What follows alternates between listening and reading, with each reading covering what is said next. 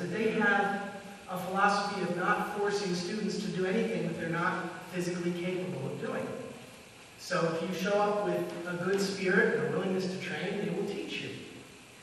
And as I started to learn more about that particular system, I found that they also had a strong ethical base, even though they were teaching what are clearly fighting techniques. So I refer to this myself as peace, love, and fighting. Now, since I'm a member of this society, I guess all of you know that I have a fairly strong interest in ethics and values. And when I was looking at various websites for this particular martial arts, I came upon one of the high-ranking U.S. instructors who was promoting this book, which is Values for the New Millennium by Humphrey.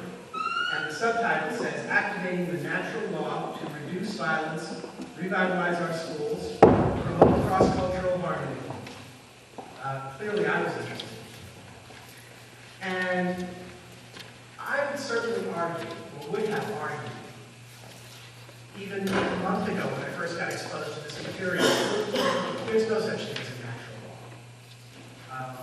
law. But this high-ranking teacher had a whole website devoted to the material in this book. And since it's a topic I was interested in, and since he seemed to think it was important, I decided to buy the book. And that's how I got interested in the work of Robert L. Humphrey. Before I dig right into the presentation, I just want to do a few acknowledgments. The first is my friend and teacher, Gray Wolf Richards. He worked with me after my accident at a time when I was really trying to get my strength back. And first he showed me that I could do much more than I thought I could. And he helped me to recover a lot of strength and rehabilitate myself. And then when we discovered that we were both interested in martial arts, he pointed me to this school. And he explained to me that they will not push you beyond your limits. They will teach you to work with what you have. So I'm very grateful to him, because thanks to him and his pointing me in that direction, even with my limitations, I've been able to resume training, which is something I really love. My second acknowledgement is to Jack Cohan. He is the high-ranking teacher who is promoting this book. And I've never met Jack, but thanks to him, I've become introduced to this work. And through correspondence before this presentation, he provided me with invaluable guidance. So let me tell you a little bit about Robert Humphrey. He experienced childhood during the Great Depression. As a teenager, he was in the Panamanian Merchant Marines. He was a nationally ranked boxer, and he was with the Marines on Iwo Jima. Finally, he spent much of his career overseas trying to fight the problems of ugly Americanism. He was a graduate of Wisconsin University, Harvard Law School, and the Fletcher School of Diplomacy.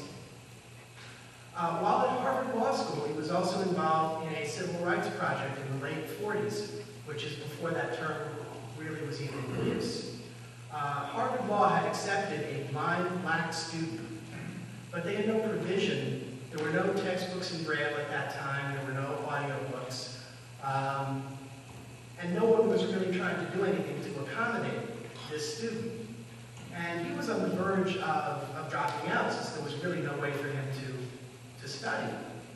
And Professor Humphrey roomed with him. And every night he read him the textbooks. The two of them went through Harvard Law School together. They both graduated with honors. And in the late 40s, this was a feature article in Life magazine.